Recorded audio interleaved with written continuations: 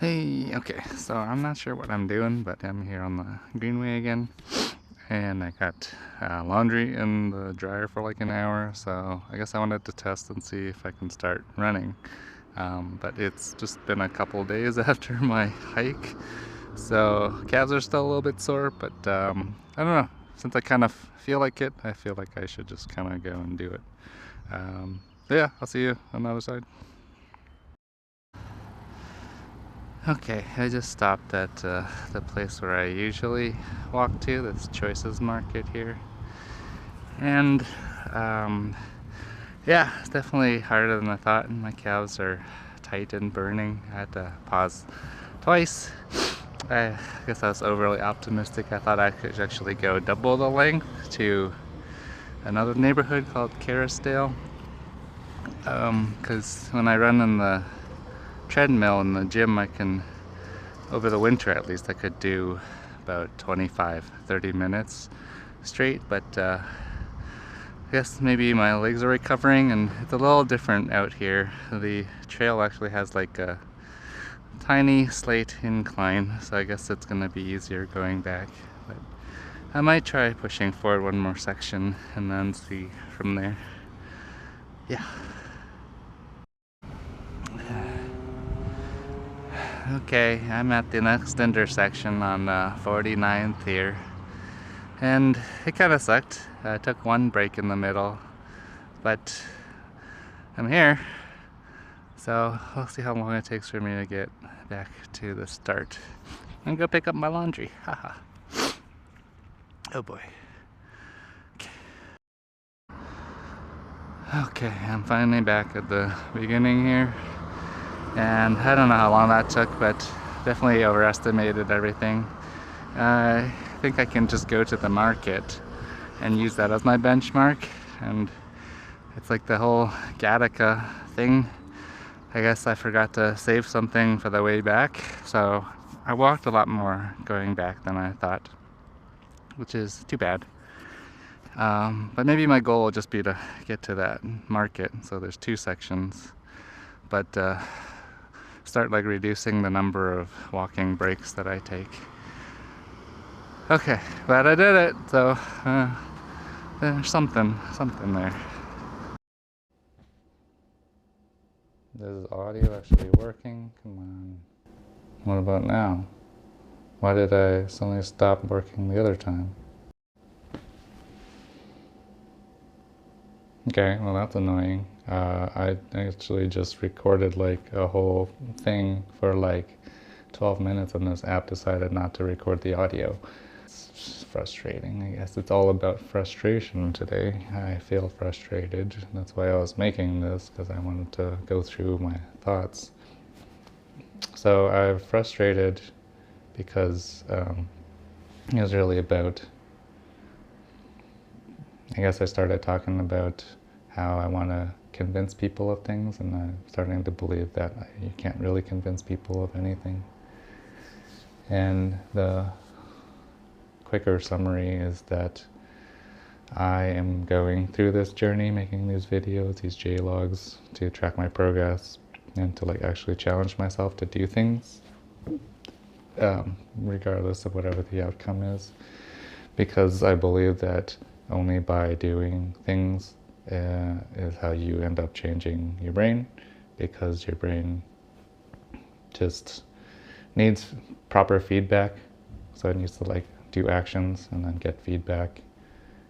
And it also needs to like reflect on what it's actually doing, and also needs to practice things, because only with practice then it sort of like solidifies in the circuitry and all that jazz.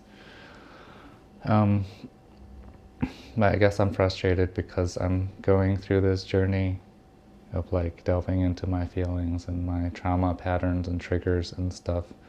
And I've been doing therapy and stuff for a while, and I'm at this new point where I want to see how much I can push myself to do things, to like really become a different person. And it ultimately feels kind of lonely because it's too difficult for most other people to do. I think we all have something in our past that hurt us or made us feel a certain way or kind of pushed us into this pattern of anxiety and avoidance and anger. For me, it's just like this constant frustration with my family that no matter what I say and how I explain that I don't feel connected, and there's just like pretending to be family, that it's painful, and it just like doesn't ever really get addressed. And I guess I find that happening similarly in some of my like personal new relationships that I'm actually choosing, like with my girlfriend or with friends, and how I feel like I'm the one who's still kind of going through this journey and trying to make these changes and trying to talk through things, but other people are so busy kind of like in the stream of their life, which makes sense. As a side note with the whole AI thing, I think that it's like people will get caught up in it, just like social media, just like TikTok or whatever, and it will cause like a different kind of problem, because ultimately all vices, whether it's like smoking, weed, junk food, like hard drugs, like entertainment, it's all about escaping from the things that we're actually feeling ourselves, right? All the things that we don't like about ourselves and our lives that we want to avoid. So you just kind of hop from distraction to distraction. This is why I can't convince anybody of anything, because they're not like ready to hear it, or they don't want to hear it. They, whether it's politics or science or whatever, like people have like a certain worldview, and they just want to go with that. They don't want to break it. And AI does a really good job of just basically saying, hey, you're right. There's no need to do anything else. And this is going to make that problem even worse. Yeah, I don't know. I don't know if people really do want to be convinced. Even with like scientific progress, people who make radical ideas, like the person who discovered germ theory by studying dirty water in the waterways and found out that people got sick when they're closer to the toilets, or a doctor who found out like washing the hands after cutting up corpses in the morgue before doing surgery actually like prevented death. I think that guy was pushed and bullied so hard for his idea that he ended up like losing his career and committing suicide or something like that. So, and obviously going back to Galileo, that's his name, or discovering that the Earth revolves around the sun and challenging the church and all of that stuff. Like anybody who has a real new idea, which is weird because the new ideas are actually like reality, as opposed to like some previous narrative.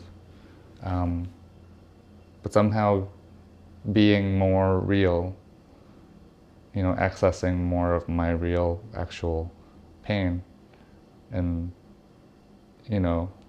like the real events that happened, somehow make people angry and fight you and bully you. And it's really weird how,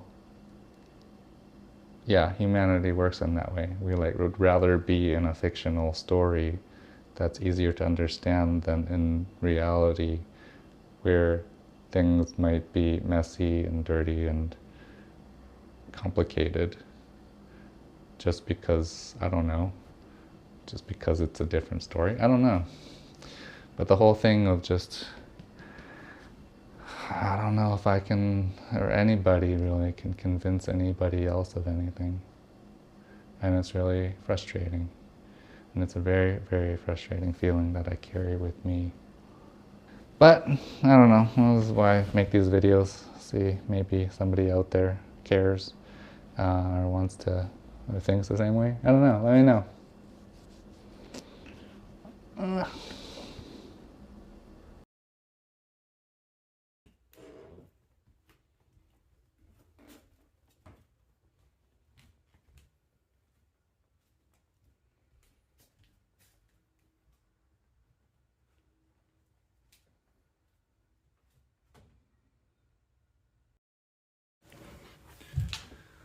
Okay, so I got one new piece of toy, and I can do this. And that. Isn't that fascinating?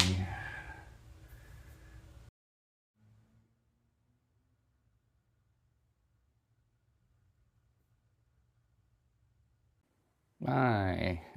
So I just did a run and just wanted to shoot a video as a follow-up because for some reason when I'm running, I have like these thoughts come up. It's kind of interesting because it also happened after my hike, but not sure why. It's something to do with my state of arousal or something like that. But also I got this new toy here.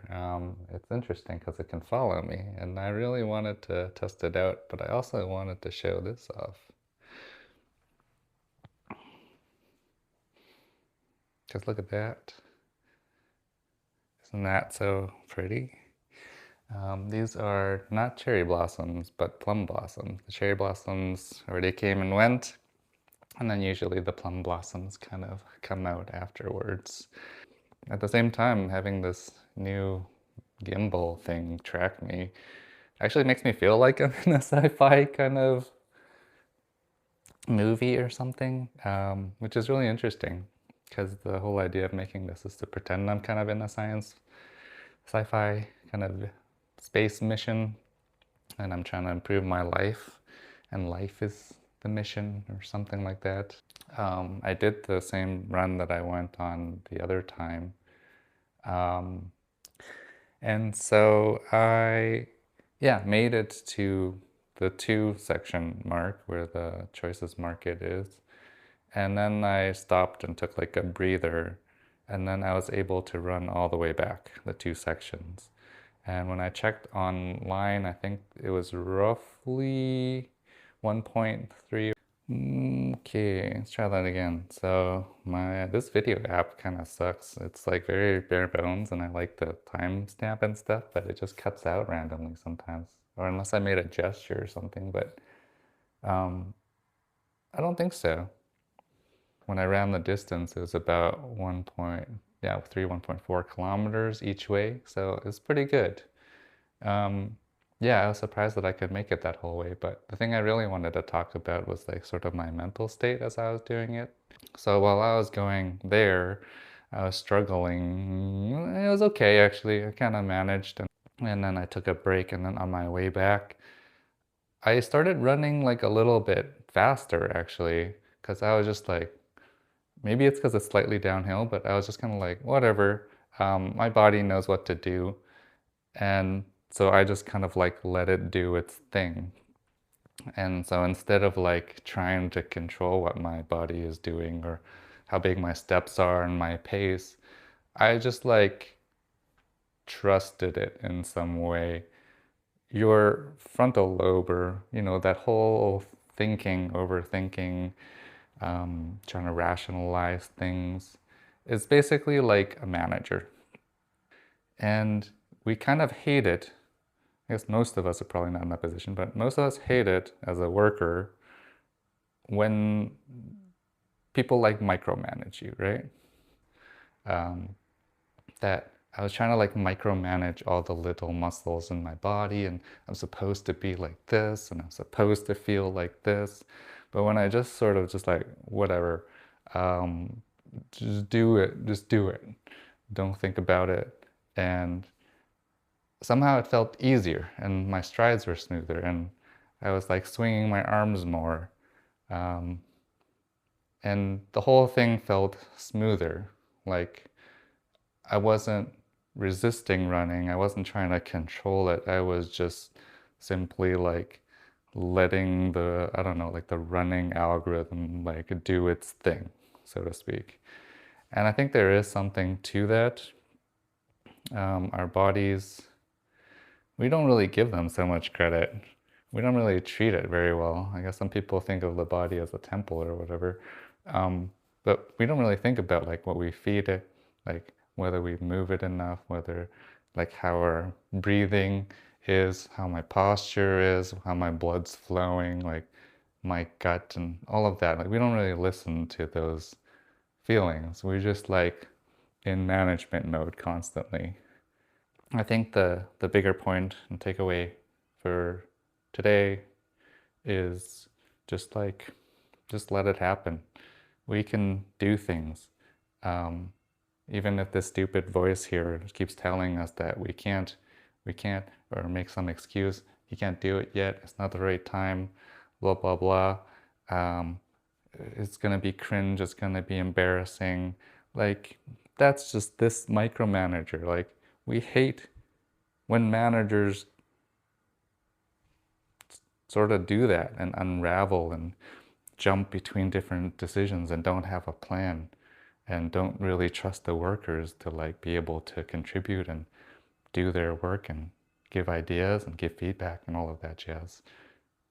But we do it to ourselves constantly. That's kind of what I'm realizing. Maybe that's the secret to all those like entrepreneurs and self-starters and stuff. They're just like, I can just do it. So why not?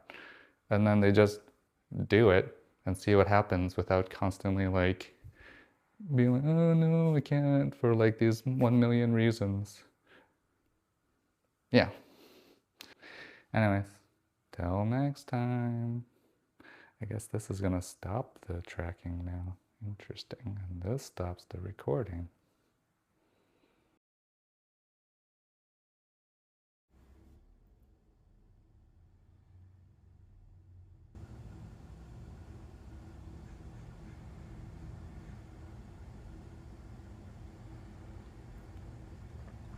There you are.